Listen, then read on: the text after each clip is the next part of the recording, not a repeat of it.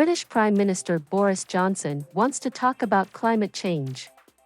But his opponents want to focus on SleazeAs, a United Nations climate summit aimed at staving off catastrophic global warming enters its final week in Glasgow, Scotland. Host leader Johnson is facing a barrage of criticism in London over his attempts to change the system that oversees lawmakers' standards.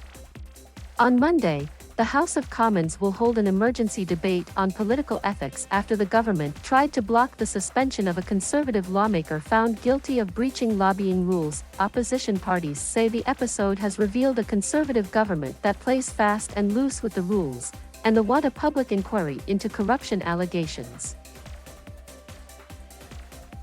Labour Party leader Keir Starmer said Johnson should apologise to the nation and clean out the filthy Augean stable he has created. The lobbying episode is the latest to fuel allegations that Johnson and his Conservative government don't follow rules that apply to everyone else. Lawsuits have been launched over the government's awarding of tens of millions of pounds in contracts to provide equipment and services during the coronavirus pandemic, often in haste and with little oversight. Home Secretary Priti Patel was allowed to keep her job after she was found to have bullied members of staff. Johnson himself has been criticised for accepting expensive holidays in Mustique and Spain, and faces investigation by Parliament's standards watchdog over the source of money that was used to refurbish his apartment in Downing Street, the Prime Minister's official residence. The issue hit boiling point after the House of Commons Standards Committee recommended a 30-day suspension of Conservative legislator Owen Paterson for lobbying on behalf of two companies that were paying him more than £100,000 a year.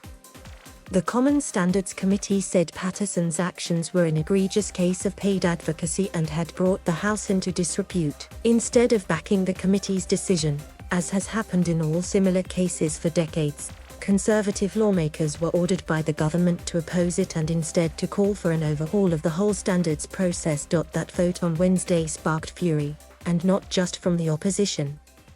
Generally supportive newspapers reflected the anger, with the Daily Mail proclaiming, "Shameless MPs link back into Sleaze." The next day the government did a U-turn, saying it would look for cross-party consensus on overhauling the disciplinary process. Paterson abruptly quit Parliament after 24 years as a lawmaker. Environment Minister George Eustice said the uproar was a storm in a teacup of little interest to the wider public.